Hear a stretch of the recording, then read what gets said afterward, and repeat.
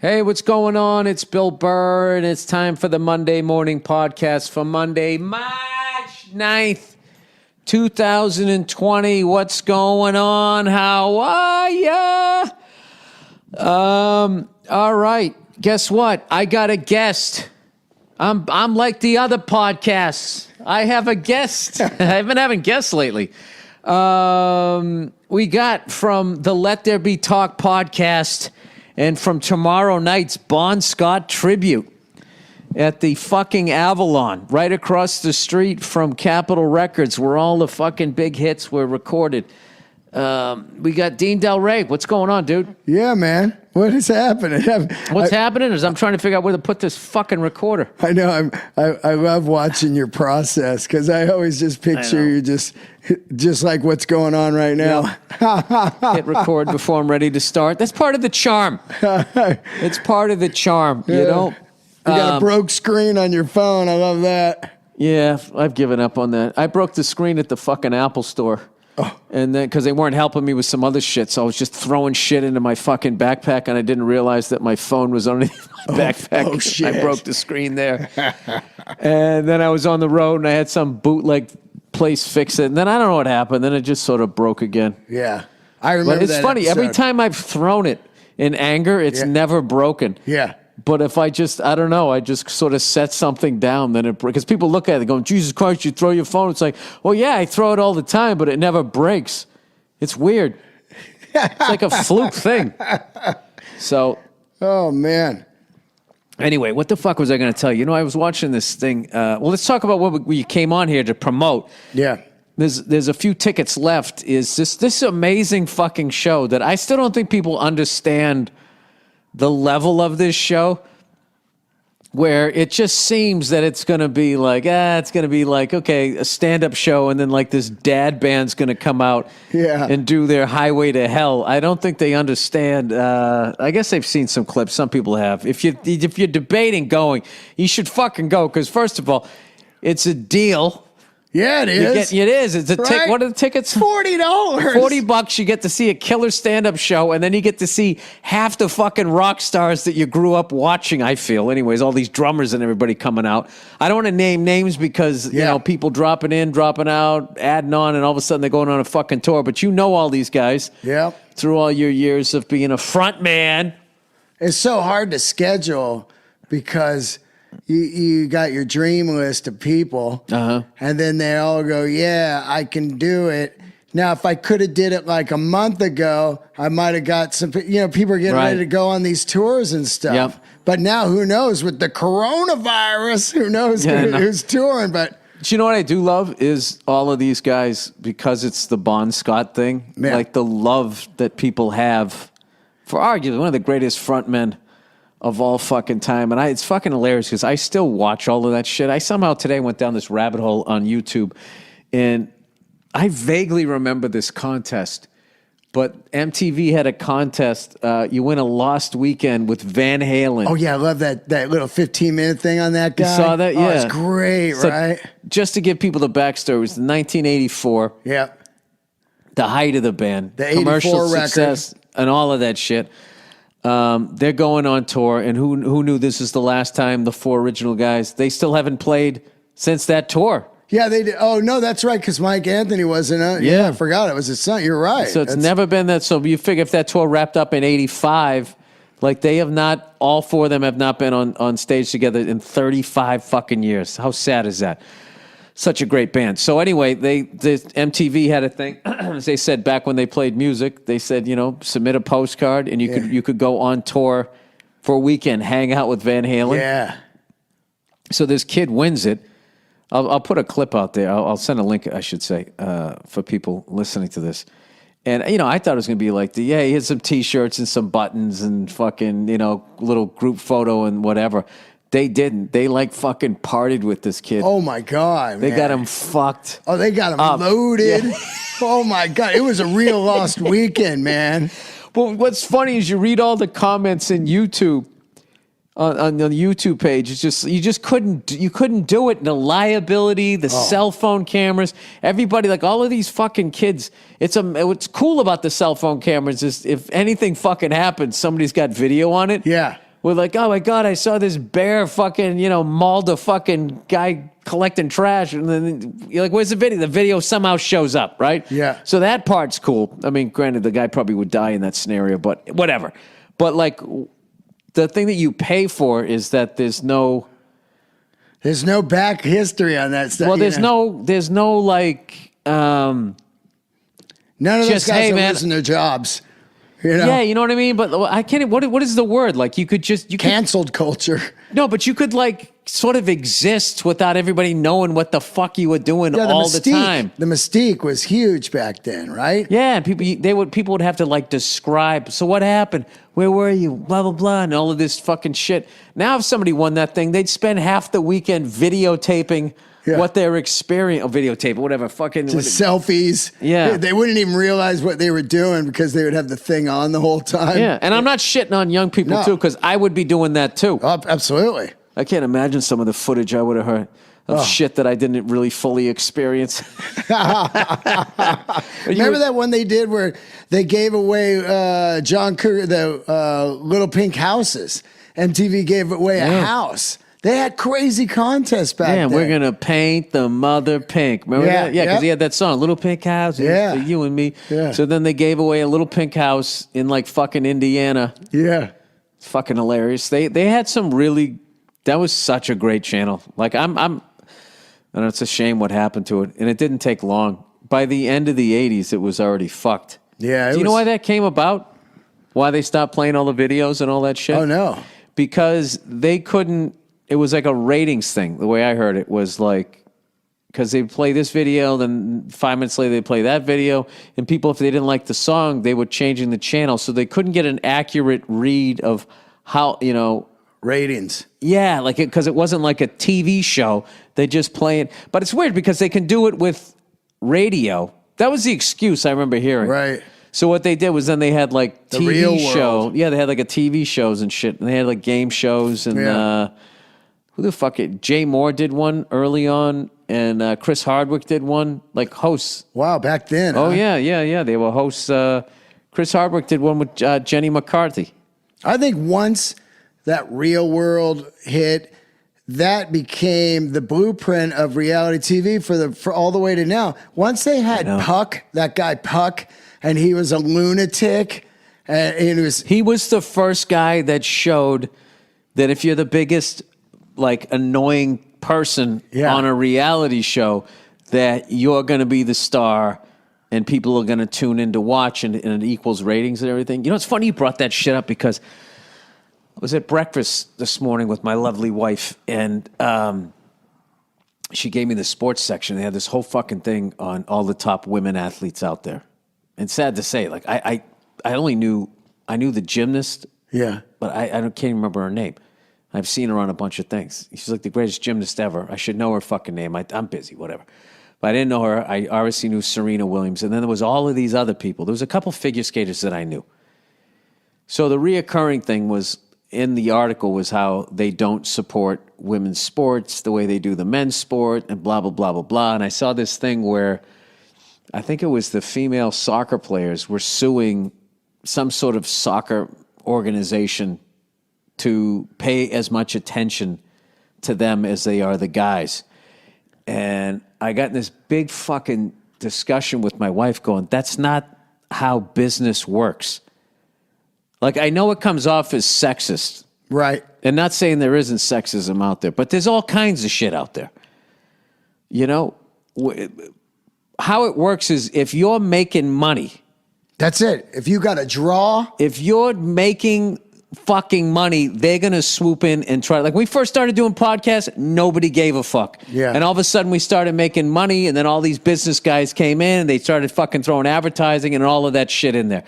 As a stand-up comedian, right? My journey, I was not the guy. Yeah. So what I had to do was just fucking keep slamming against the fucking wall until I broke through. And I remember seeing like the Kings of Comedy, right? Yeah. Bernie Mac, D.L. Hughley, Steve Harvey, and who am I missing there? The fuck? Who's the fourth? What's his name? Bernie Mac, Steve Harvey, D.L. Hughley, and Cedric the Entertainer, right? Yep. White Hollywood was not fucking with them. So they were like, fuck it. Let's all do a fucking tour together. We'll go to our own markets, right? Fuck white people. We don't fucking need them. I'm not saying they said that, but Yeah. And then all of a sudden they started selling out arenas, and White Hollywood's like, hey. Yeah. Movies. The redneck tour. Oh, yeah. Yeah. All the collar. fucking, the Hollywood elitists out here, that's a flyover state. I don't give a shit about you and your Second Amendment. You're probably banging your sister, how they look at fucking rednecks, right? Yeah. Then they all got together, Arenas. started doing arenas, and then they all got their own fucking shows. Yeah. So the way to get something is not to fucking complain, because there's always something to complain about. Yeah. The way to do it is to just get your fan base going. Yeah. And this is the thing, like, what I don't understand. Okay, I wish there was a woman on this podcast right now, right? That could chime in, because I don't get the way they're trying to go about getting what they should get. Because I believe in all of that shit. Yeah. Okay, everybody should have a fucking at bat, right? So they're sitting there bitching. That's like a big fucking thing right now. But guys make more in sports and blah, blah, blah, blah, blah. And they act like they're catering to men. All right, and just they're completely ignoring CTE and all of the fucking damage that happens to these guys, and how the owners don't give a fuck, and you're just it's a fucking piece of meat, right? The only reason why they're paying you that money is because they're making way more money off of you. This fucking bullshit, like, women should be, like, the WNBA, those games should be fucking packed. Yeah. With women with their face painted, swinging their bras over their head, acting like fucking lunatics. If they did that, the industry would be like, they would be like, wait a minute. Yeah. This is like a fucking thing. But they don't. Yeah. Where are they?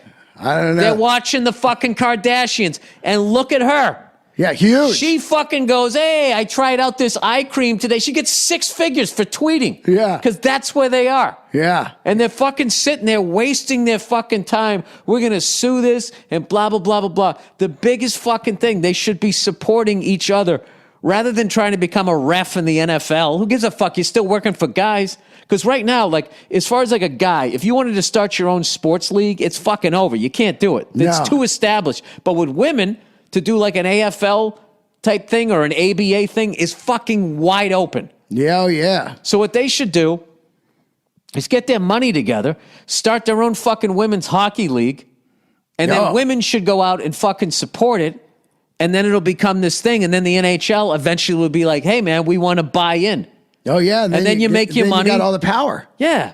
Yeah. You don't fucking sit there and like, that would be like, back in the day when no one wanted me, I'd be like, there's a lot of balding, redheaded males out there who could actually act if you gave them a chance, man. Like, how far would I get? Yeah. How much longer? We're going to sue the improvs. Yeah, I'm going to sue the improvs because us redheads. Because you're not going to fucking book me as a headliner before I'm going to draw. Yeah. Oh yeah. So that's the thing about those sports and shit. It's just like, well, it's as like much as they are getting fucked and all that stuff, but it's just like, that's not the way to go about it. Like, the WNBA game should be packed with women. Yeah. Fucking packed, and they should be going fucking nuts and buying merch and having jerseys the same way meathead guys like me do it. Yeah. That's the only reason why. They need to get some rivalries going. They need to legit hate another fucking female team. So it becomes Celtics, Lakers, Pistons, Bulls, whatever the fuck you want. You gotta have it. I don't know, man. Yeah. Maybe that's it. There's no rivalry between the teams. Because you do have to have that. You have to have that full rivalry, right? Like, that's my team. Dude, I was reading this whole thing on like the NBA, right? Yeah. And what they had to do to sell the game. Like Bill Russell and those guys back in the day, when there was like 8 teams. I just had Don Gavin on my podcast. He used to go and watch Bill Russell, Red Auerbach coaching, all that shit, and to play for a championship in a half-filled Boston Garden. Oh, yeah. So, because no one knew about the league, nobody gave a fuck. So what these guys would do during the off season is they would play basically like in soccer, a friendly, where it didn't mean anything. They would go fly down to the south to try and sell the product That's crazy, of right? pro basketball. Check out basketball. Yeah, That's professional wild. basketball. Yeah. And like, the same way the NFL, like college football was way bigger than the NFL. All of them had to sell it. And because of what they did, the kids now come along and they're making, and like as a man, you can make all this, if you're good enough, can make all this money in all these leagues because of the sacrifices these other guys made. So the women now have to do that. Yeah. Get out there and just sell the fucking game, Yeah. and then they got to put out a product that's going to make women go down there and watch that shit instead of the fucking Real Housewives and the Kardashians.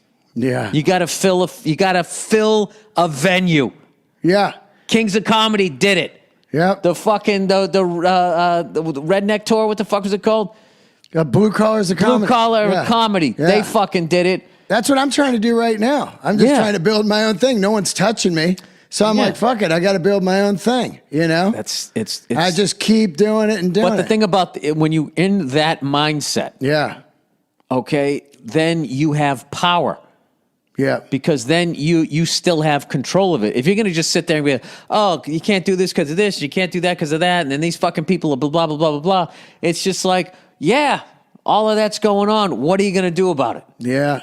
Nothing you can fucking do about it. You just fucking put your head down and sell what the fuck you're doing. That's it, man. And I got to tell you, though, those fucking people, though, who are the guy that they're looking for, the good-looking people and all that, their shelf life, they're like fucking organic food, It expires, Yeah, by the time you get home, it's already starting to go bad. They're like yeah. those fucking strawberries. They all start shriveling up. So anyway, I found the whole thing like interesting, and I was sitting there going like, why are these athletes this fucking good and I don't know who they are? Yeah. Right? I mean, part of it's because I have a kid and all that other shit. But like a lot of it is like, as much as, okay, ESPN, they're sexist. They mainly show guy sports. Well, that's where the money's at. Yeah. That's all where they the care fucking about. money is at. They don't care about anything else. They don't. Money. They don't give a fuck. Not at all. They don't get. Do you think they give a shit that the NBA has sold their soul to the super team? Yeah. No. If I see one more fucking asshole in the NBA going, we're still a couple pieces away. It's like, how many fucking good guys from another team do you need? Yeah. Yeah, I know. It all started with the Dream Team in the Olympics, They put that together, they mowed over everybody, and then the NBA was like, hey, man, if we do a Dream Team, people are going to follow that team for... My theories is because the league almost bankrupted in the late... What happened in the 70s was the ABA came and took half their stars. And then the league also went from being predominantly white to predominantly black, and there was all these older white people like, I don't want to watch that. Dr. J, why wouldn't you want to watch that? The best. I don't know, Dr. J, man, the best. And then cocaine came out. Yeah. And then there was a bunch of players on that stuff, and it was just a bad... They were in this transition where... It went from like 80% white guys to like 80% black guys, and then cocaine was involved.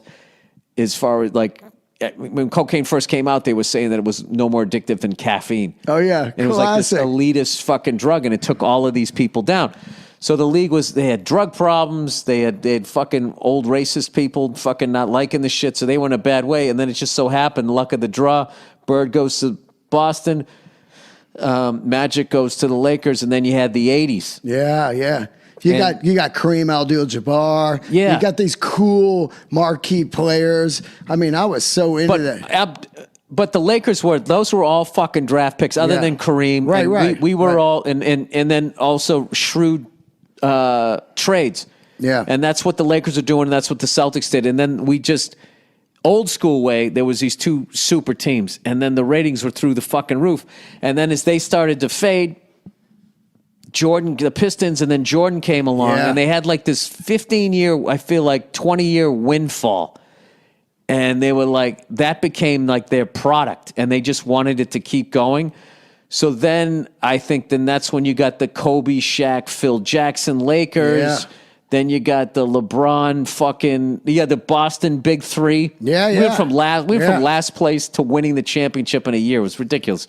Had the Big Three, then the Heat. Yeah. Then Golden State. Yeah. And now look at the Lakers, with their Big Three. And it's just kind of like, I don't know. Yeah, a lot of things happen too. Sneaker culture. But I'm saying ESPN should be going, the fuck happened to this league? Yeah. You know, when Jordan lost to the Pistons, he didn't join the Pistons. Yeah. He fucking lifted weights and fucking, Yeah. He beat him. We're going to get him. We're going to get him. It became a challenge. Yeah, they don't give a fuck. They give a shit about money. So going back to that female, like athletics and all that type of shit, there's absolutely sexism. There's absolutely shit that isn't fair. But at the end of the fucking day, the golden ticket is money. Yeah. And ticket sales, and you have to go out there and fucking put your head down and do what all these other fucking men's leagues did back in the day when they almost folded. They all almost folded. Yeah. Fucking during the Depression, the NHL lost half of their fucking teams. That's why you had the original 6. They were really the surviving 6. Right, yeah. So, NASCAR's about to fold, man. Yeah, NASCAR's going through some shit. That's going through some shit, man. Yeah, and that was from the fucking bankers is what fucked them over. Because they had, working class people would come out, and then the fucking couple things happened. They kind of had a little drought in stars. It happens. Yeah, they did do that. Yeah, so they had a little drought in that, and then also 2008 banking scandal left so many people upside down in their fucking houses. Yeah, Fannie Mae, all that stuff. Oh, and then the piece of shit moves that those fucking banks did to force people. The worst thing ever. I told you, my fucking house, right, when the roof collapsed, with the water came in and all of that shit. When I got my insurance money, it was made out to me and the bank that owned my mortgage, and I had to sign the money over to them. It's like, wait, this is my money. Yeah, my roof. Yeah, and it's my fucking money. Well, this is what they did. They had fucked so many people over so bad on their houses that when people were getting insurance claims, like their house was never going to be worth more than what they owed. So they said, fuck it. And they went out and bought a car, had a keg party or whatever. Yeah. And then what happens, they default on the fucking loan, and then the bank would get it back, and they had to fix the house. The roof. The roof Yeah, or something they just like walk that. on it. So what they did then was they came up with this fucking thing. They just pushed through. Politicians always push it through because they're grossly underpaid, set up to be bribed by insurance companies, pharmaceutical companies, and all that bullshit. They pushed the fucking thing through. Then your insurance company went to them. And then they were doing inspections to make sure the work was actually fucking being done. So they would slowly release the fucking money. I was so fucking pissed. I was sitting there going like, my checkbook is balanced. Who the fuck are you to sit there? Yeah. And here's the thing. I had a guy write in and was saying like, I hate when you say that politicians are fucking underpaid. And he goes, this is the average salary, of a politician. This is the average salary as the average working person. It's like, well, the average working person isn't running a town. Isn't running the country. Yeah. You should make more money than the average fucking guy bagging groceries at a fucking Trader Joe's. Yeah, and the amount of shit they got to go through to get there. Oh, that's nuts. Especially now where they just dig into your past and everything. Your whole family's out there. I know. And here's the thing, too. I actually think, if you gave politicians fuck you money, then it would still just attract bad people. That's why I just love people that have a problem with fucking Bernie Sanders. The fucking shit that guy says. He said the other day, he was talking about fucking healthcare. Yeah. And he was, I'm going to butcher it. He said something like every single day, like every year, all of these Americans lose their jobs and go bankrupt. And what is their crime? He goes, they got cancer. And he goes, and unless this party is going to, and he goes, they like 500,000 people lost all of this money because they got cancer and the jobs and all this type of stuff. And then was saying that the healthcare industry made $12 billion last year.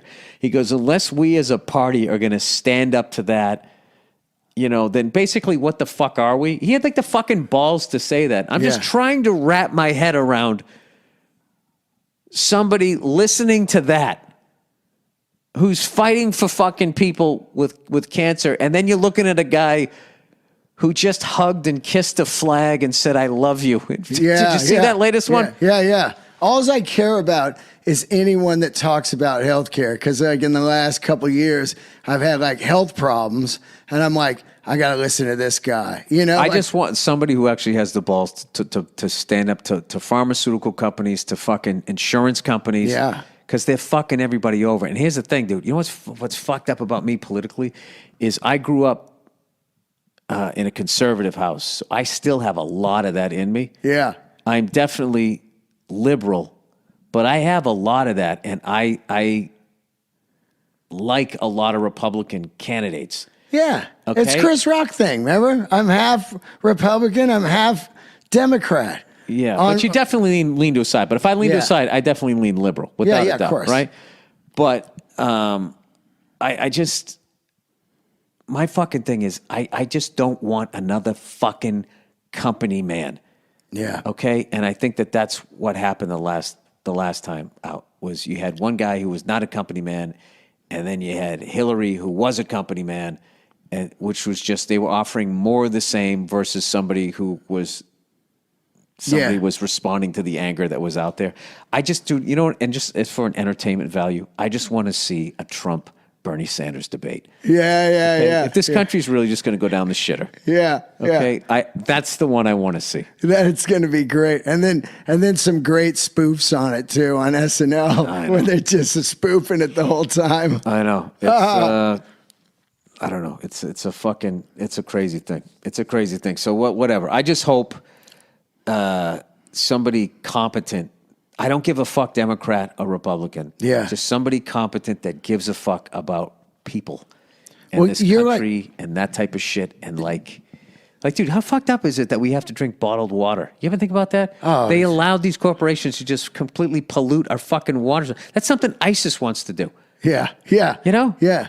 They let people just fucking create a fucking drug epidemic. Yeah, man. Not telling people how addictive this shit is. That's fine. The fucking bankers fuck everybody over. And then, I have a hole in my roof and then they take my insurance money and make sure I put it. It's just like, nobody on either side. That's why I don't watch CNN or Fox. You know what's fucking hilarious is I got a buddy of mine, that coronavirus and shit, they're scaring the shit out of people with that, right? Yeah. That's what's gonna take us out, right? So but he kind of bought into it a little bit, so he bought some groceries and shit. So he called up his folks back home, and all they do is watch Fox News. Oh no! So he called him up, and his dad just went off saying it was all a fucking hoax, started by the Democrats to try to take out Trump, and it's just like that was hilarious. It was just like, and I was saying to him, I was going, dude, that's why you can't watch those channels. No. Because which I would love is if you called up someone who all they do is watch CNN. Like, what are they saying now? Yeah. Because they're just as fucking bad. They're fucking crazy. They're fucking crazy, dude. It's insane. Like, I was at the airport yesterday. People are going crazy, actually. They're actually crazy people at the airport. I'm kind of loving it though because there's people overreacting. So like, there's nobody on the roads. There's barely anybody flying. I said there's great parking. I was at the Improv a couple nights ago, and I go, God, this coronavirus is great. Look at the parking. Yeah, it's awesome. Parking is great, and I love when I see people who fucking going nuts with the masks and shit. Yeah. I love it because for all I know, they got it. Yeah, that's great. Yeah, quarantine yourself. I love it. I love people doing all of that shit. I was supposed to go to South by Southwest to do the premiere of King of Staten Island, the Judd Apatow, Pete Davidson movie, and that just got canceled. So that would have been fun to get together with the cast. So hopefully we're going to be able to get to do that. But you'll have to do it in a bubble, like that old John Travolta film, Boy in the Plastic Bubble. Well, it kind of seems if you keep, you're taking vitamin C and you keep yourself like healthy, that you can either ride it out or you're not going to get it. Yeah, I know. They said more people died from the flu last year, and no one talks about that, Well, because the flu, you can get a flu shot and everything. Yeah. I mean, look, they're doing the right thing. Oh, yeah. Now, but I mean, with like news agencies, like news channels, like fucking scaring the shit out of people, and then they once they've done that, then they come back. I'm like, are people overreacting? It's just like, you mean from the information that you've been fucking spewing out? Yeah. The fear you give us all day long. We've got another one here. I know. LAX. Hey, I gotta read some advertising here. All right, really quickly. Then we'll get back to this. Yeah. Dude, I cannot fucking wait. I've been practicing the drums and all that shit. Oh. I've been practicing, man. That's a fucking tricky song, man. Yeah, which ones are you playing? I'm playing the Jack and then Problem Child. Oh, yeah. Yeah. Somebody, before you read the ad, I was at Austin last night, and this guy said to me, he goes, he was a fan of the podcast, and he goes, "You excited for Tuesday?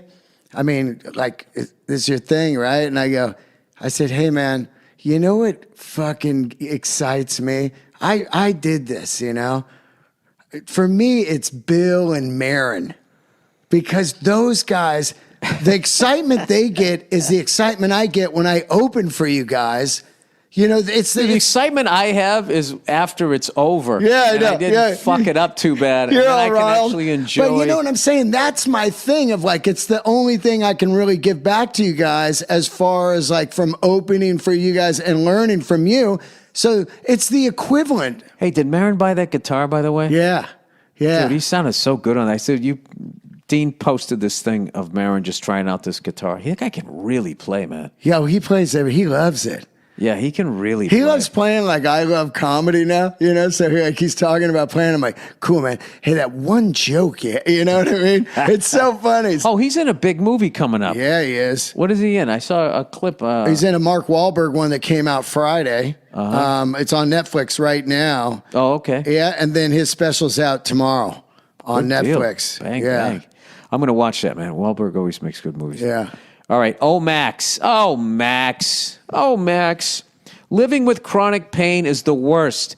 Many of my listeners probably have some type of pain that has prevented them from relaxing and sleeping or stopped them from exercising. Perhaps it's been ongoing for a few weeks now and hasn't improved with any of the treatments they've tried. Max Health. Oh, I say podcast host to provide experience of recent pain. Oh, my fucking shoulder. My left shoulder. Enter Omax Health. If you're looking to get rid of a nagging muscle and joint pain immediately while providing long-lasting recovery, then you need to try the natural breakthrough pain relief solution, Cryo-Free CBD Roll-On, developed by Omax Health. I should use that on my fucking hand. I bet that's work, because I remember you used it on yours when you were, from all those years you working the clutch there on your motorcycle. This is a non-prescription triple-action pain relief roll-on, specially formulated to block pain receptors, reduce inflammation, and improve muscle and joint flexibility. So it doesn't just numb it. The best part is this 100% natural CBD-powered remedy works its magic within 10 minutes of application, and relief lasts up to 8 hours, much longer than over-the-counter products. Omax Health is offering my listeners 20% off a full bottle of cryo-free CBD pain relief roll-on plus free shipping. This discount also applies towards any product site-wide. Just go to Omax Health, OMAX Health.com today and enter the promo code BURR, B-U-R-R, that's OMAX Health.com, and enter the code BURR to get 20% off cryo-freeze and site-wide. Is this it? No, it just keeps going. Like that felt like the end. Anyone from athletes to Grandma Josie can benefit from this immediate pain relief. We know, it fucking works. Cryo-Free works within 10 minutes of application, improving physical training, recovery, and performance. So go to omaxhealth.com, enter the promo code BIRD to get 20% off Cryo-Freeze and site-wide. All right, Helix. This is the last one here. All right, here's my Helix ad. Hi, I'm Bill Burr. Oh, I like when they try to get into my voice here. Hi, I'm Bill Burr. I'm a really unique guy. That's why you like my podcast or don't like it. I don't care. This is like who they think I am. Like, I don't care. I care. I care what people think about me. I wouldn't be in this business. Look at me. I'm on stage. Do you approve? Anyways, but I'm truly one of a kind, evidently, which is why I sleep on a mattress designed specifically for me, and you can too. Next, please mention all the talking points below. I've told these people a zillion times. If they write it, I'm going to read it. All right. Helix Sleep. Helix built a sleep quiz that takes 2 minutes to complete, and they use the answers to match your body type and sleep preferences to the perfect mattress for you. If you like a mattress that's really soft or firm, you sleep on your side or your back or your stomach, or you sleep really hot, gross. With Helix, there's a specific mattress for each and everybody's unique tastes. Like me. What about Bill Burr is like our product? That's what they did with this thing. Just go to helixsleep.com/Burr, take their 2-minute sleep quiz, and they'll match you to the mattress that will give you the best sleep of your life. Like me. I guess I'll I put people to sleep.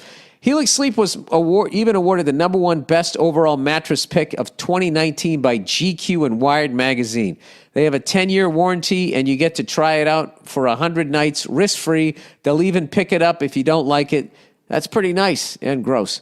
Right now, Helix is offering up to $200 off mattress orders for our listeners. Get up to $200 off Helix, helixsleep.com/burr, HELIX sleep.com/burr. Get the best mattress you could ever fucking sleep on.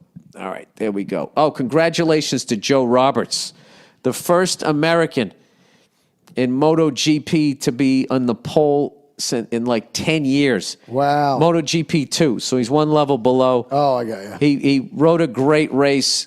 Didn't have the best start. Was immediately in third place, but then worked his way up to second. For a brief second, did lead the race, but this Japanese kid, hope I say this right, Tetsuta Nagashima. Dude, he was like in 8th place.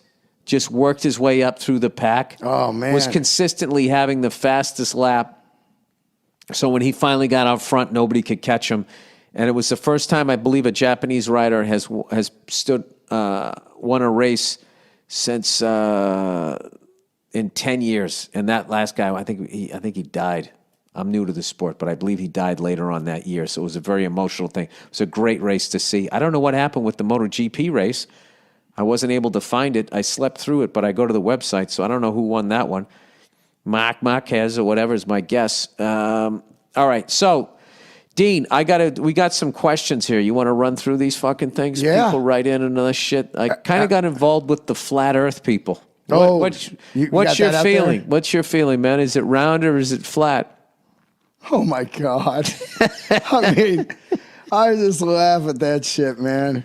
It's so let me ask you, so the flat earthers, do they think the moon's also flat, or do they think that that's round? Or do they think they're looking at like a cookie? I think they're looking at a platter up there. Yeah. Yeah, it's dual platters. So then like...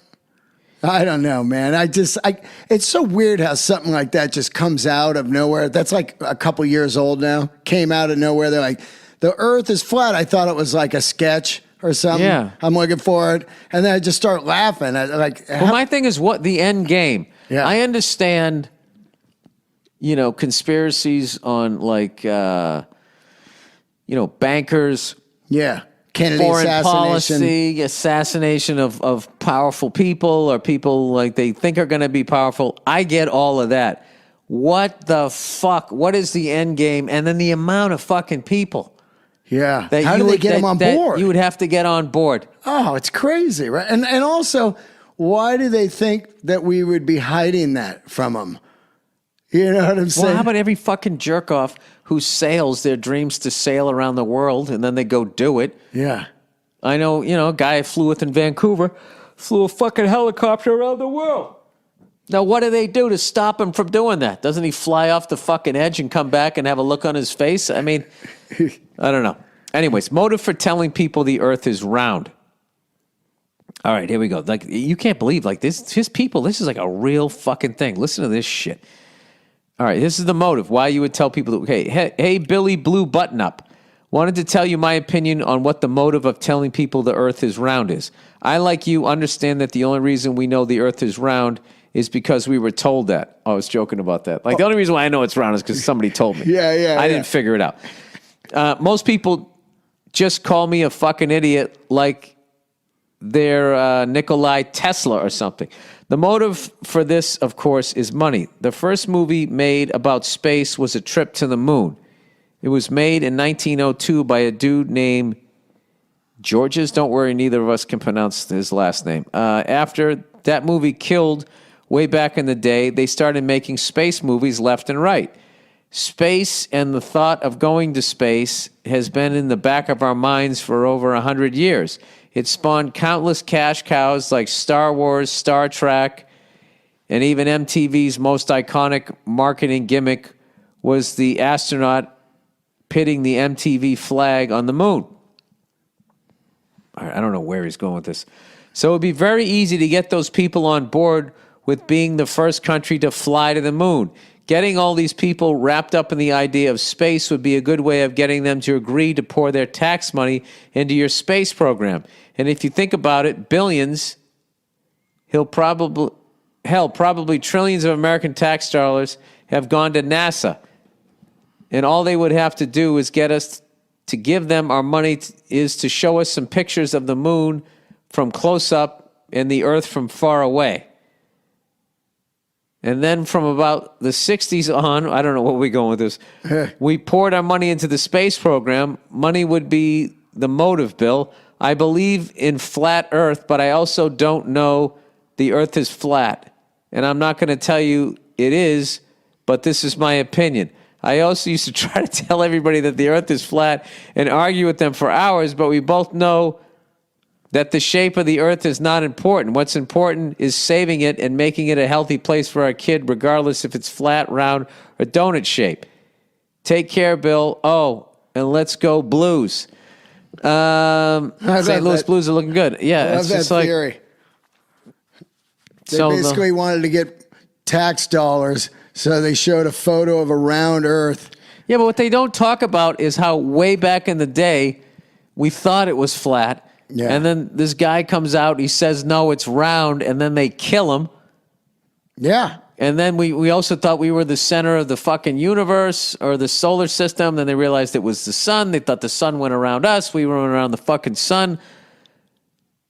You know, all of this shit has been, like, proven. I don't get it. So because of the American space program, the entire world's leaders have agreed to lie and scientists that the fucking thing is round. Yeah, all of them. This is one of the worst conspiracy. I love a conspiracy theory. So do I. This is one of the worst ones ever. Yeah. It's like going back. We're going back in time. I think it's just people like to be right. It's like there's a certain level of contrarian here. Yeah. And then wanting to be right. Well, that's the whole what's going on with the election. Well, my fucking thing is why doesn't a flat earther just go to the fucking edge of the earth and take a picture like they're on Niagara Falls? Yeah. Yeah. A selfie on the edge. How doesn't the water from the ocean pour over the side? Somebody was joking, said it's like they think it's a giant infinity pool. All right, flat earth answers. Dude, and I will go with any fucking conspiracy theory. Well, not any, but like, Jesus, this is like, this is not even, it's not rooted in anything other than just being a contrarian. Okay, hey, Bill, you asked about the flat earth and why they would lie about it. That's a good question that everyone who looks into this asks. The answer is money. The taxpayers have given NASA billions. Oh, we got another one?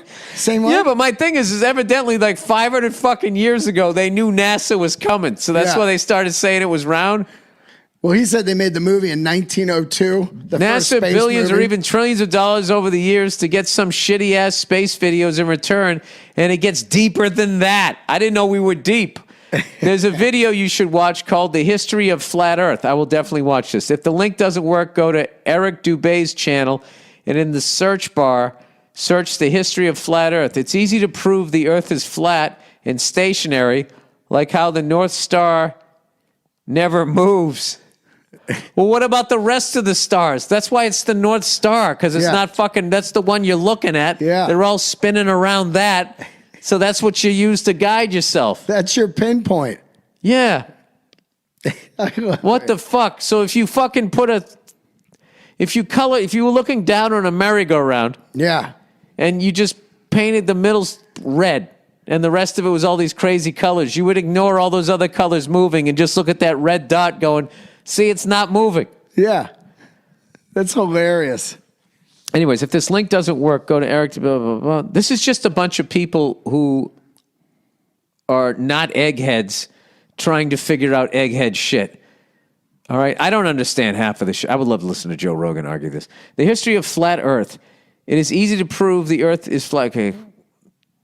The North Star never moves, or we can see way further than should be possible on a globe. Oh, my God. Oh, my God. And many others. Can we? How far are you supposed to see on a globe? I bet you didn't know that to this day there's never been a successful experiment to prove the Earth has curvature or is moving. I did not know that. I thought there was plenty of evidence. Please watch this video. I know you're a busy guy, but it will explain the subject to you correctly and without the bullshit. All right, well, I got to watch it then. Yeah. It's called The History of Flat Earth. What's that, on YouTube?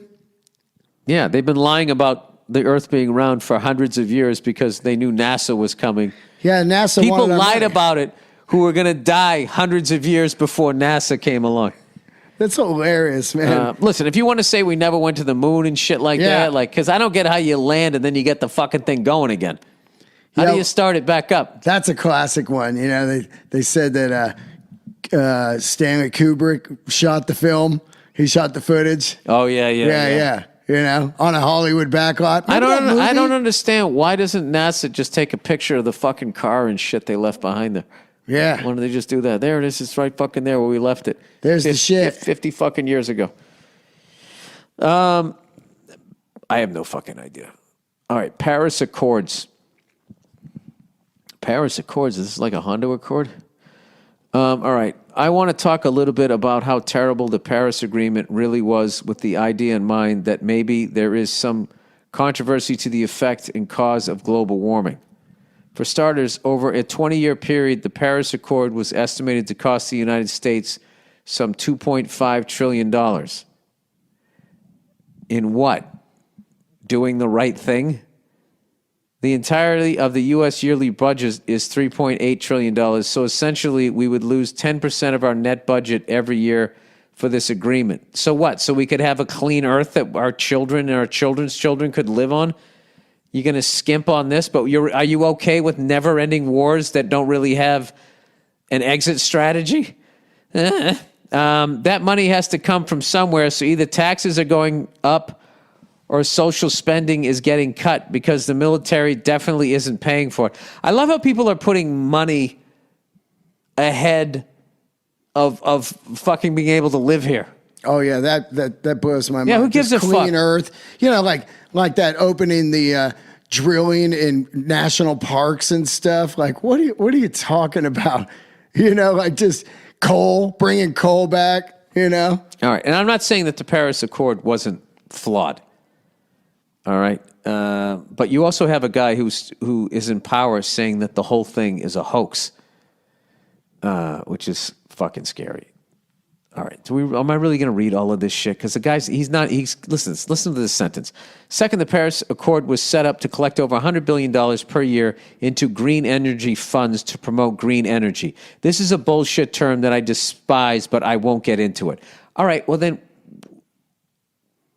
okay, so then what, so you're just going to kind of skim over your argument? It sounds wonderful in principle, but in fact, the people in charge of the commission will have final say over where that money ends up. I'd bet both my testicles if this thing continues into the future, the people getting the money will just happen to be the people related to or direct responsible for the politicians that proposed it. Why not just cut out the middleman and fork over the 10% of my paycheck to politicians in questions? Seems like a lot of hoops to jump through for what will obviously end in corruption. Well, everything's going to end in corruption. At least they're trying to do something. Third, the accord is set to cut the emission of Western nations by about 20%, considering that these countries only account for 21%, with the United States producing 14% itself of the total world greenhouse gas emission. That means that they would have a net effect of cutting global emissions by roughly 4%. I don't know. This is like, I don't know. Okay. All right, dude. You're right. We shouldn't do anything.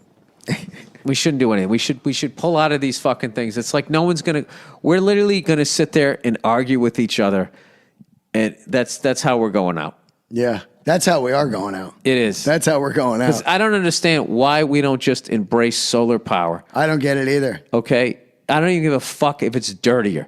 Yeah. Just to get us out of that bullshit in the Middle East, to get us off of oil. Yep. As much as humanly possible, because at the end of the day, you're still going to have gears and shit turning and metal against metal. You're going to need a lubricant. You're going to need that. All right. And the same way with the fucking solar panels. I'm sure there's some sort of fucking generator that it goes into that also fucking needs oil, but not as much. Right. So my thing is the Middle East is like, I remember there was this fucking, I always use this example. There was a store in the South Shore Plaza when I was a kid. It was called Wicks and Sticks. All they sold was candles. Yeah. Wicks and sticks. So that's all they fucking sold. So basically, it was just one of those things where if for some fucking reason, one day somebody decides like, you know what, fuck candles, or some bullshit comes out with candles that there's a carcinogen, Yeah. or somebody burns down their fucking house. It's a terrible story. They're going out of business. They're fucked. I look at the Middle East like that. That's Wicks and Sticks. They sell oil. That's it. That's their baby. That finances fucking everything. It finances the terrorist groups that are coming at us, all of us. And if we just fucking embraced a different kind of fucking energy, walked away from that shit as much as we did over there. Yeah. As much as we did over there, they would forget about us within 2 fucking years and would be right back to fucking going after each other. The same way when Russia fucking pulled out of Eastern Europe. How long before that whole Bosnian Serb thing? I mean, who even knew that they didn't fucking like each other? I didn't. The whole time they were under, they had a common enemy, Russia, when I was a kid. And then all of a sudden they pulled out and then all that horrific shit happened. Not saying I want that to happen in the Middle East, but I'm just saying. Yeah, get out of there. Yeah, get the fuck out of there. I don't even get the solar power thing. Like, you know, they got it out in Vegas now. Like, you know, they got that giant solar farm out there. And then all of downtown is run on solar now. That's great. I know, it's awesome. They have so much power, they don't know what to do with it. It's just free gallons of power, you know? Isn't that amazing? It's free. And we're Free. still over there fucking with this dirty goop. It's crazy. And what kills me too, all these fucking years of people shitting on an electric car that it can't even go up the hill. They're the fastest fucking things out there. Oh, yeah, I drove that the Tesla. stupid Tesla-looking car. Oh, I drove that it, dude. dumbass-looking fucking, I don't know what the fuck that thing looks like, It's right? the cotton dockers of cars. Yeah. Yeah. That thing fucking rocks, man. That thing's faster than a Ferrari. Yeah. Right? And the new Porsche, oh, the electric one. Oh, Crazy. my God, 200 miles an hour. What the fuck are we doing? The problem is you just have like the old boys network. They're not going to let go of this. No way. Yeah. Oil money. So what you got to do Yeah. is you got to give solar power to the oil companies. Yeah. Well, You that's got what to give it to them. That's what I so heard they about can weed. Still feel like they're running shit, and just get the fuck out of there. Yeah. It'll I be clean. heard that I don't on know. weed. The tobacco industry, they slept on the weed industry, and now they're like, well, tobacco's going to be over with one day. So they're funding to ban weed so they can get caught up. And then once it's banned, then they go, now we'll own it. And then they can be in the weed business. They're fighting to ban it? Yeah, like secretly funding to ban weed all the time. And, you know, Isn't that so that people will keep smoking their bullshit? No, it's so they can catch up because they know cigarettes eventually are going to be out of here. There's no way, you know what I'm saying? And then Cigars will never be gone. so not cigars, but Dude, I tell you, cigarettes. I fucking quit cigars. Yeah. Sucks. I smoked one Tuesday when I went to a Laker game with Verzi. You did? So I've had like one in like 50. Yeah, but this weekend, you know, I went away. I had a little staycation with my lovely wife. We had a fucking great time. And it was fuck, man. I went back to this hotel that we stayed at before, where the last time I went there with her, I got fucking plastered. Whoa. Every time. Yeah. And I was smoking cigars like I was, you know, Yeah. fucking idiot. So I went back there and it was all of those. I actually went into the bar and I was looking to see if they still had that bottle of Kentucky Owl that I was fucking hitting every night. And the guy goes, "Can I get you a drink?" I said, "Nah, man, I'm sober." I go, "I'm just fuck." What did I say? I said something. I'm just reminiscing or something. I don't know. I'm what looking at old ghosts. Yeah, I was just checking them out or whatever. And but I went the whole weekend and I was really fighting. You know, not smoking another cigar. But then I was just going like, all right, just think it through.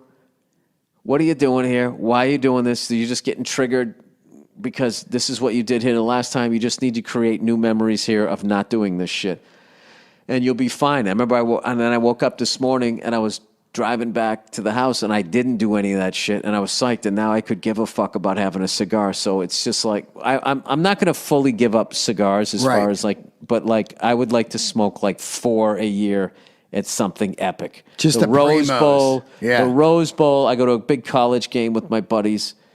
Maybe my birthday or something like that. Or if a buddy's in town, like Verzi was in town, I really wanted to smoke a fucking cigar. I haven't drank since 2018. Whoa, 2018. Yeah, the end of 2018. Right, okay. So I was like, I got to fucking do something here, you know? Yeah. So, and I just picked the smallest one that they had. You know, that I smoked, and I got down to towards the end. I just fucking put it out, and I don't know. We're kind of getting off the topic here, but I think that okay. In defense of the guy who wrote in, I don't know shit about the Paris Agreement. Yeah. Okay, so, and I'm sure that there's a whole bunch of information on why we should, and a whole bunch of information of why we shouldn't. Maybe we shouldn't be in it. I don't know. Let's just say that's it. But I can't deal with someone who just thinks the whole fucking thing is a hoax. Let's just even say that like global warming isn't caused by us. Just in general, what the fuck we're doing to the ocean, we shouldn't be doing.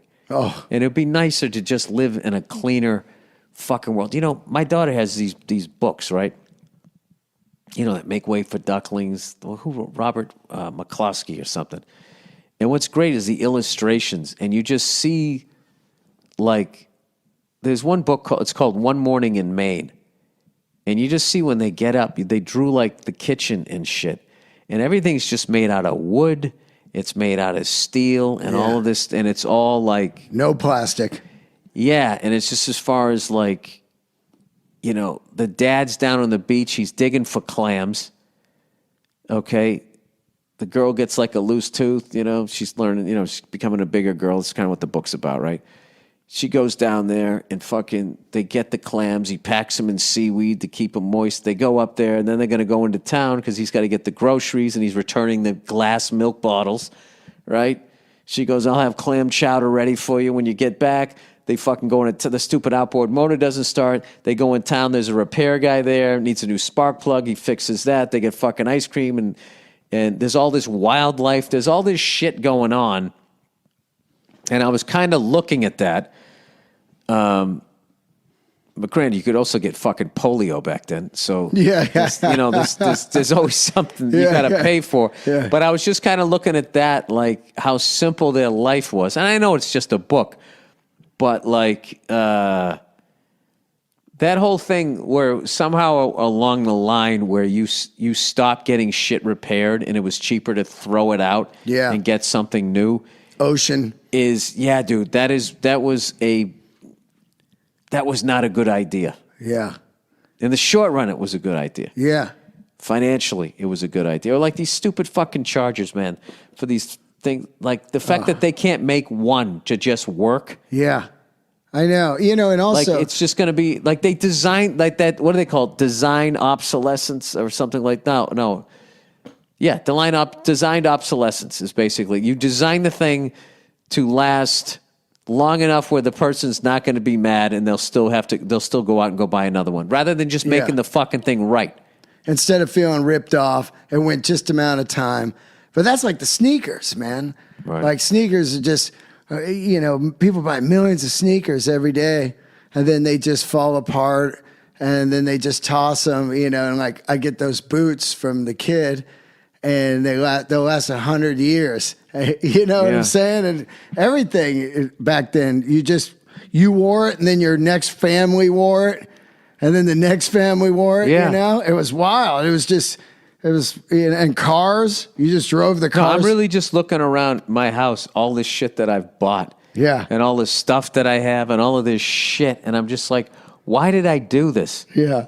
Yeah. Like, I'm going to die someday and somebody's going to have to deal with all of this shit. Well, that's why I've been getting rid of all my shit. I've been trying, but you can't throw it out, though. No, I don't throw it out. I Yeah, you sell got to it. give it to people, yeah. I just sell it. But You're selling a couple of things for me right now. Yeah. I'm getting rid of everything. All of it, you know? Because it's like I had that fear when I thought I had a stroke. All I kept thinking was, all that shit in my place. People are gonna have to deal with it. I swear, I had that. So when your life was flashing before you, that's what you were thinking of? I was just thinking. You know what I was thinking, dude? I was thinking a lot of loose ends right now. A lot of loose ends.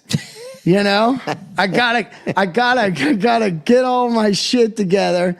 And then if something, You know, it's funny. My wife is upset with me as far as my death package that I put together. Yeah. So I have my affairs in order. And I'm like, I'm going to be an organ donor. Yeah, oh yeah. And then after you know, Of course. take the parts out. Yeah, because I could literally save, like, once you have like a kid or something like that, You gotta I swear do to that. Yeah, it's like somebody's kid. You could, like, you know, everybody out here is somebody's kid, and they love him to death. And if I'm done using my fucking shit, go ahead. Take that shit. Yeah. Yeah. And then they're just going to fucking burn me up, and then that's going to be it. And Yeah. she's telling me, she's like, no. Yeah. No. That's She goes, no, you have to be fucking buried next to me. And I would just laugh. I go, there's really no way out of this relationship, is there? oh, that's hilarious. You gotta be right next to me, right there. Oh man. No, but she, you know, Yeah, I she get it. means it in like a romantic way. I but get my thing is like, you know, if we're not going to do anything about the population problem, I'm not taking up a patch of fucking grass for the rest of time when Yeah. I'm out of here. Yeah. Same here. I'm out of here. I'm Enjoy yourselves. I'm having the nightmare one where I want my friends to throw my ashes off Half Dome because I'm from Yosemite. Uh-huh. I go, you got to go hiking. You know, and I figured they get halfway there and they're like, hey, he's not around. Let's just toss these and go down to the bar down in the Awani Hotel. Yeah, like I think that you should just like, I don't know. I'm a big believer in getting the fuck out of the way. Once you had your thing, get the fuck out of the way. You're a young person, go out to clubs, have a good time. Then you become older. Yeah. Stay out of the fucking clubs. That's for young people. It's their time. Don't be Yeah. that creepy guy. Oh, yeah. I was on Fucking hanging 6th Street around, last so- night. It was so loud. You know, Austin. Every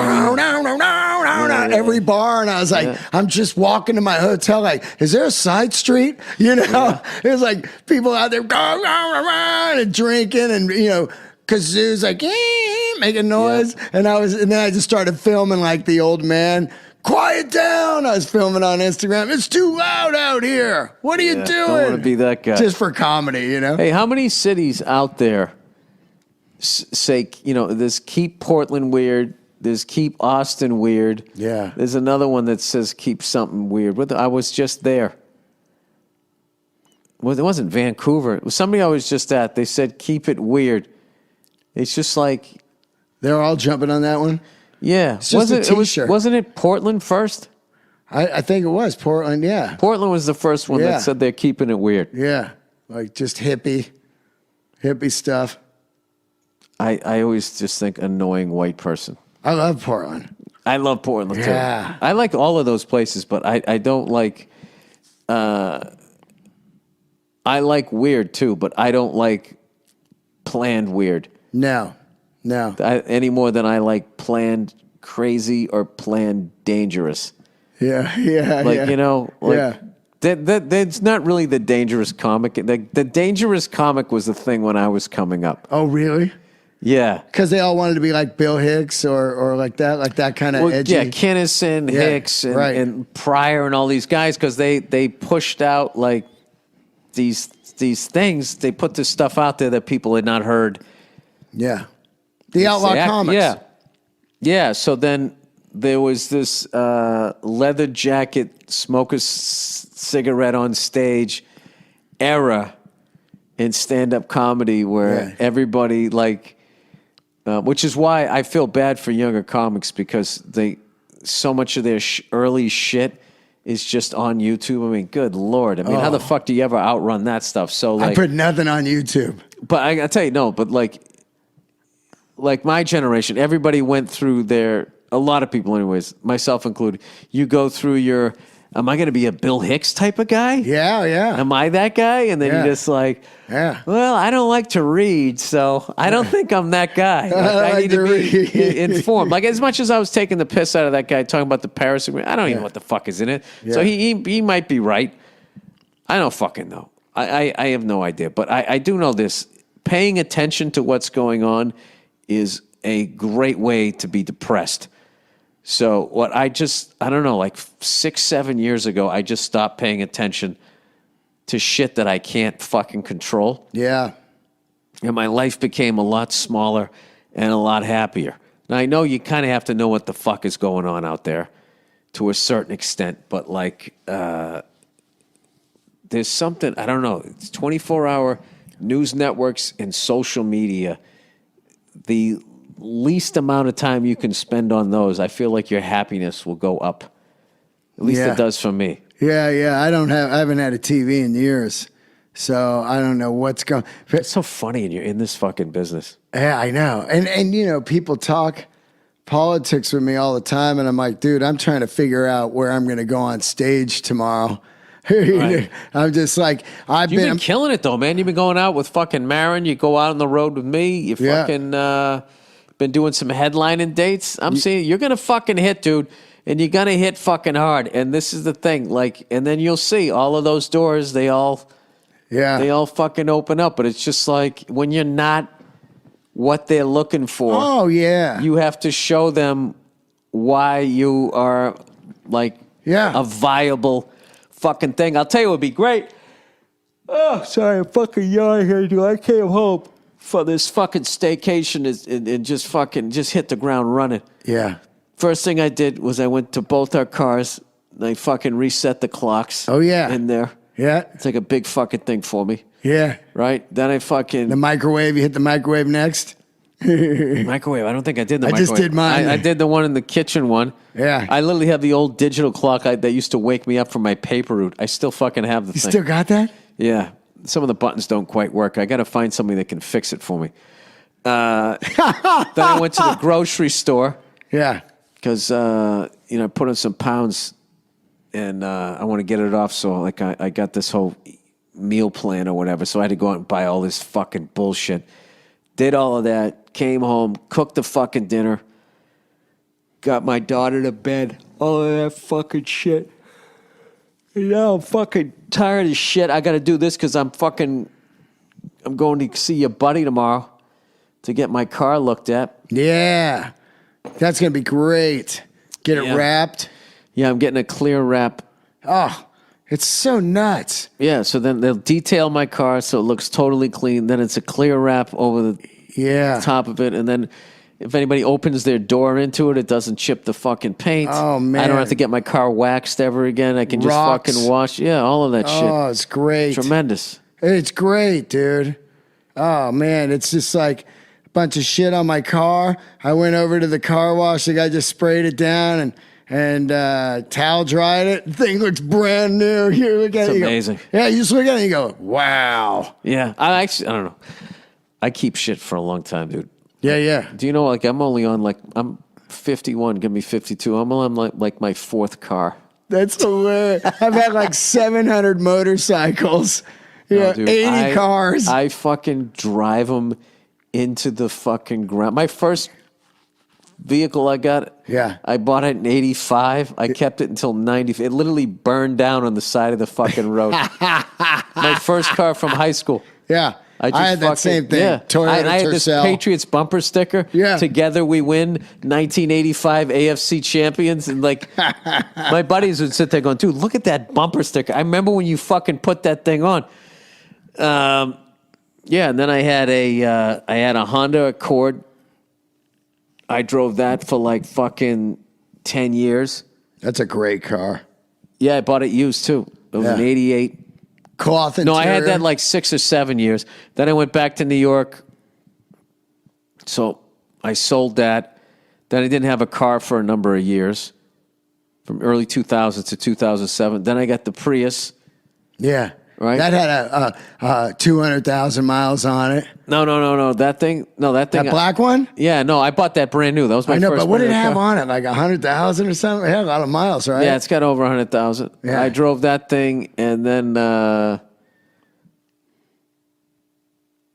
got my Jaguar. But I mean, I bought an old truck too, like an antique, if you count that, a classic I bought. So let's see. That's the truck, the Accord, the Prius, the Jag. Hilarious. Oh, dude, this fucking car, I'll drive that thing forever. The thing about it is a fucking car, if you take care of it, The fucking engine block is made out of like steel. It's not going anywhere. No. And we only drive like to the store and back. For it to ever fucking die if you're taking care of it. Now, look, if you're fucking back east and there's rock salt and all that shit, that's a whole other fucking thing. But if you take care of the thing, you should be able to drive it forever. Absolutely. Right? Yeah. Absolutely. Especially we're not commuting every day 100 miles each way. That's really kills your ride too. Just nonstop commute.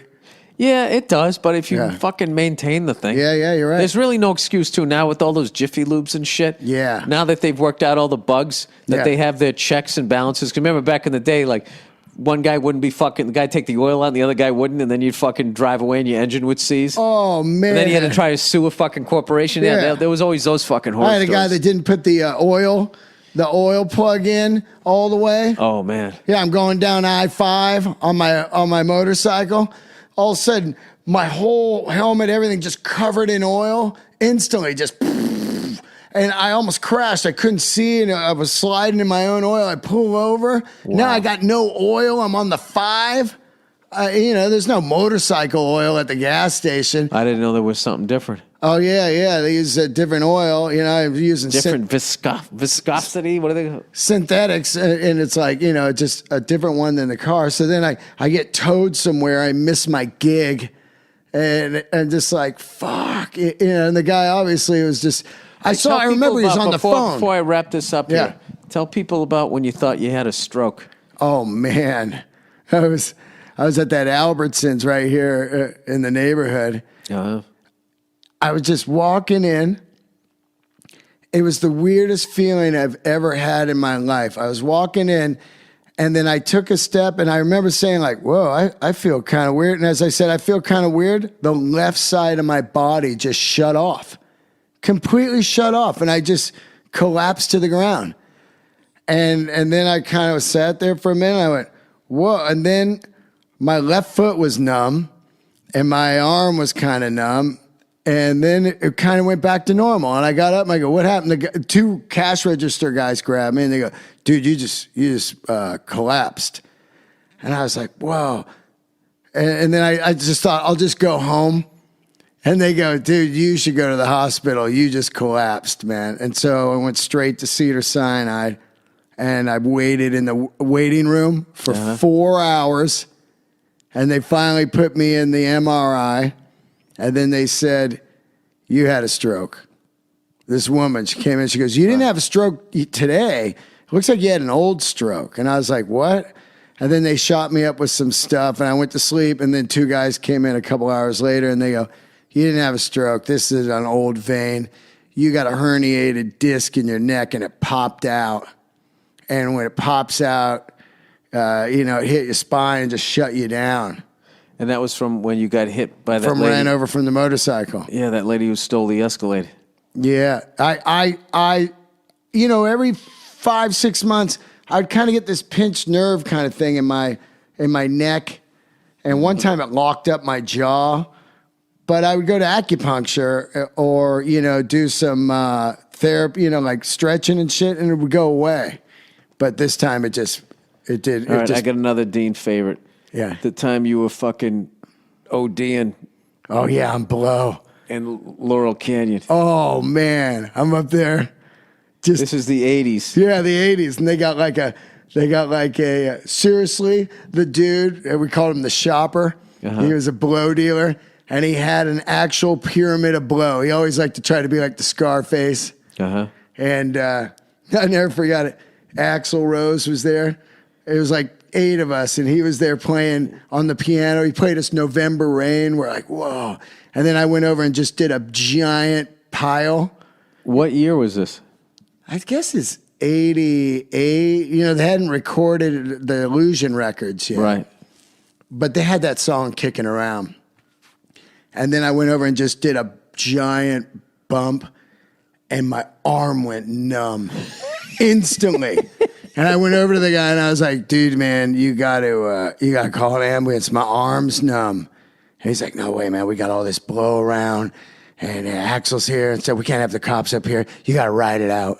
I swear to God. My favorite thing ever. You got to ride it out. He handed me a bottle, I'll never forgot it, of Stoli. And he goes, just start slamming on this, dude, and come down. And I was like, huh? And I just went into the other room and I was slamming on it and I was rubbing my arm. I was rubbing it like thinking this will work. This will make it come back. Didn't you end up writing it out in a closet? I did. I went into this like walk-in closet and I was freaking out and I was hitting the vodka, right? I was just hitting it like, oh God. Oh God. I got photos too from that night. There's a great photo of me and Axel and my eyes are just pinned, just and about an hour later, I remember I said this, Bill, I was in there like, oh God, you always find God immediately, you know? Oh God, if you let me come down from this, I'll never do coke again. Right. And like about an hour later, I came out of there and I was like, all right, I feel better, you know? You didn't do another line. I didn't do another line, no way. I don't think I did coke ever again after that. It was kind of probably the end. Dude, fucking drug users, man. Wow. Like, the fucking stories. Like, I laugh the reason why I'm laughing at that is because of how fucking terrified I would be. There's just no fucking way I just would ever fuck with that shit. Yeah. Ever. I mean, I'm from the Len Bias generation where it was just the whole story was he did it one time and he died. Yeah. Which, of course, ended up not being the fucking truth. I mean, the first time you try coke, you don't freebase it, right? No. Well, you know what? Back then, I wasn't afraid of dying. You know what I mean? I was like, yeah, you fucking live hard, guy. I just love that guy. We can't. There's too many drugs here. You got to ride it out. Yeah. I didn't know you could ride it out. You can ride it out, But if you're ODing on heroin, that's when everybody just leaves. Oh, yeah. That's the old one, right? Like, we're out of here. That guy's fucking blue. Yeah, but you can't ride out. It was nuts, dude. Like, how do you... Like, if you OD on fucking coke, yeah, you can just ride it out? Well, from what I talk to people, they say it's like a small stroke you're having. You know, like so much coke, your heart's like... So that doctor was right. You did have a fucking small stroke. He had one in the late 80s. He had a stroke, but not today. A long time ago. Yeah, in the fucking late 80s. Well, yeah, man, that's, you know... You know, what's weird, too, is how much shit you'll just put up your nose. You don't even know who the people are. You know, hey, let me get a bump of that. And it, you know, I mean, it could be car cleaner. Dude, what about Van Halen with that fucking MTV winner? They were giving him blow because he did a fucking bump off of David Lee's fucking pinky. I know.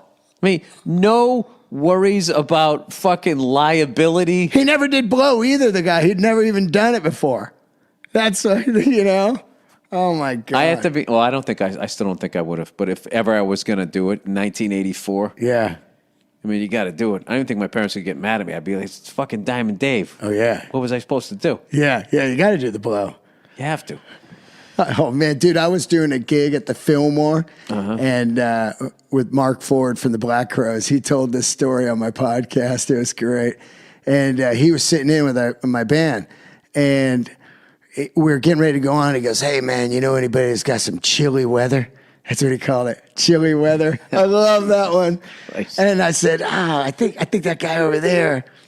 And the guy came over and he gave him a key shot. And he's like, his eyes are pouring out, right? He goes, that wasn't coke, man. That was meth. And they announced us right then. So he gets on stage. His eyes are pouring with water.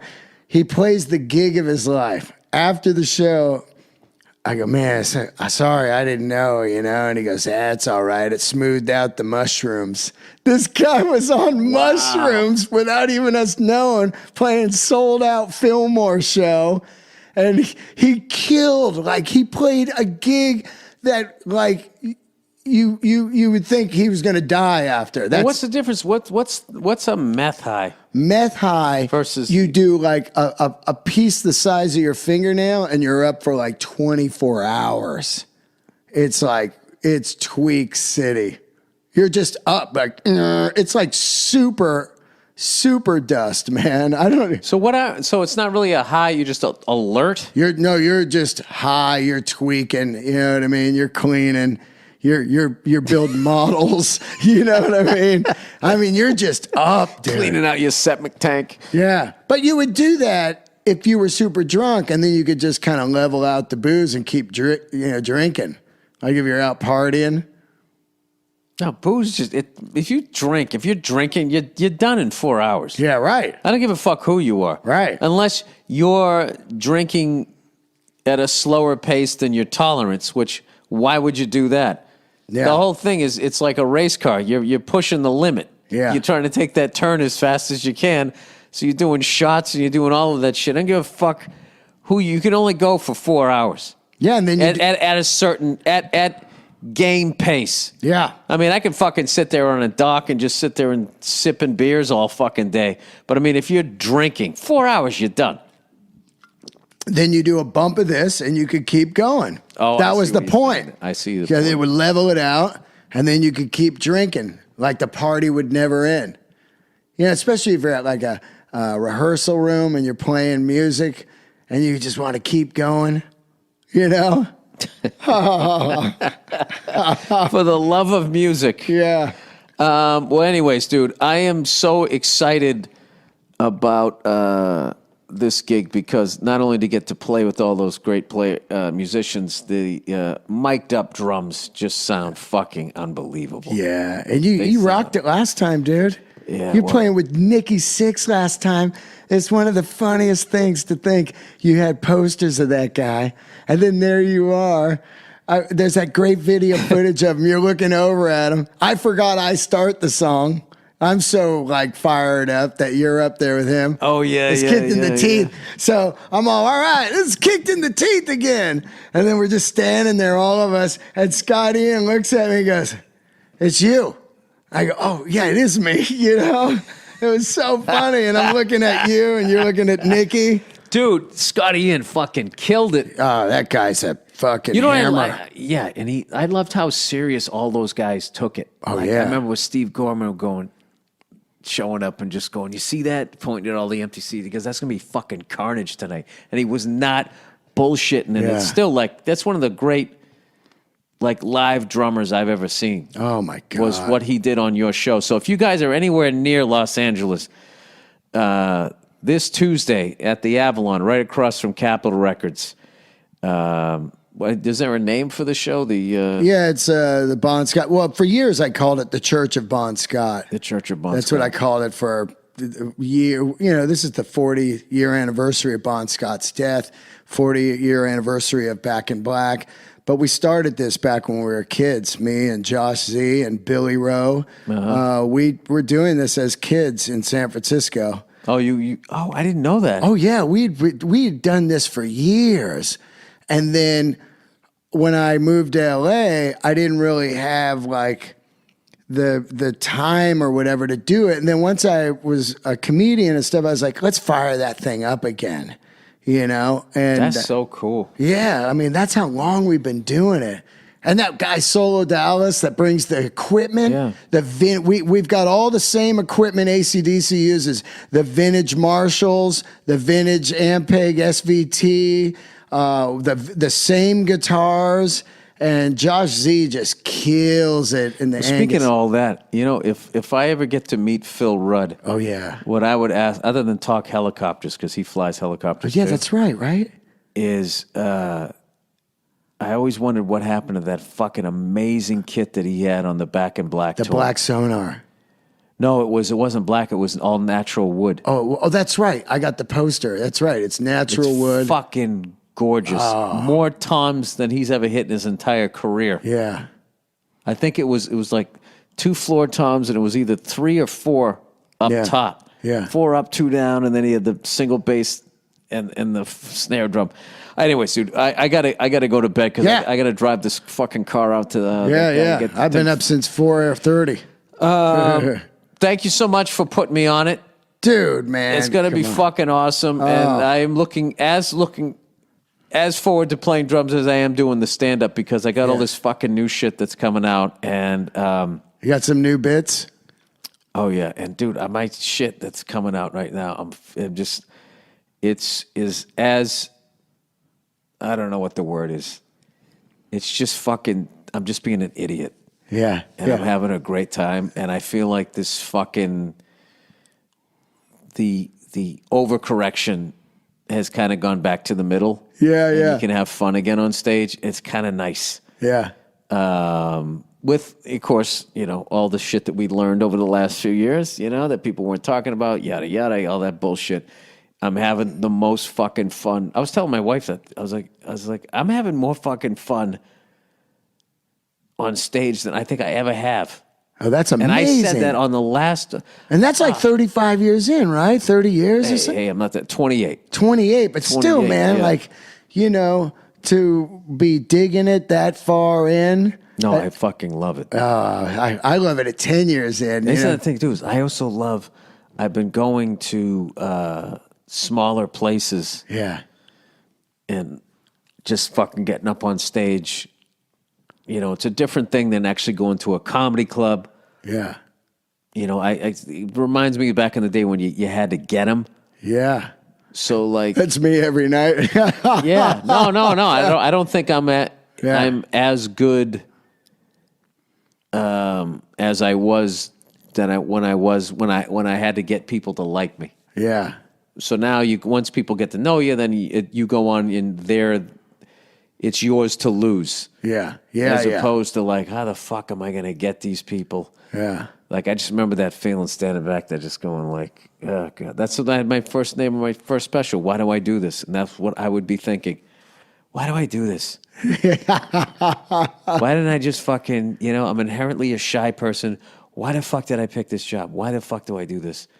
And, and then you just fucking go up there. And what's so fucking funny is even if it sucks, you just have this great story to tell all your stand-up comedian friends.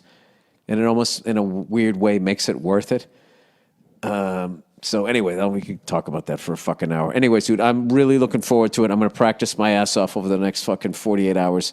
Brad. So I don't fuck it up. I can't wait. You coming to the rehearsal tomorrow? Yes, I am. Great. I just gotta get the address. And then... Tuesday night, tickets at deandelray.com. There you go. And there's about 90 left.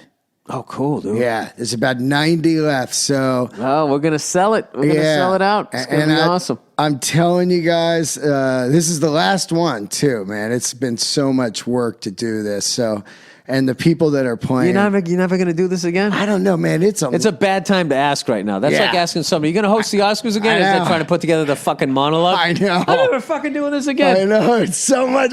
Yeah, Marilyn was like, what do you mean, man? It's like a month of work and then like it's great. And I'm like, yeah, but man, dude, now look, if I was at a level where I could just sell out the Avalon on my own, I would do it every year. I'd be like, just show up, see me. All right, so there's going to be more. Good. Yeah. That's all I needed to hear. All right, love you, brother. Thanks for coming on. I love you, dude. I'll see you tomorrow at the rehearsal. All right, that's it. I'll check in on you guys on Thursday.